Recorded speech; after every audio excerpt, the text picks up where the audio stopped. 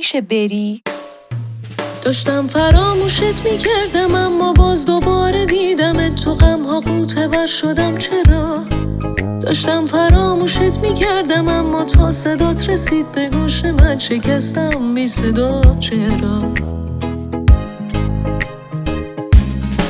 داشتی میرفتی از خیال من خزونی بود بهار من دیدم تو رو خزونم جون گره این قلب سرد و ساکتم دوباره با نگاه گرم و بیریا و عاشقت زبون گرفت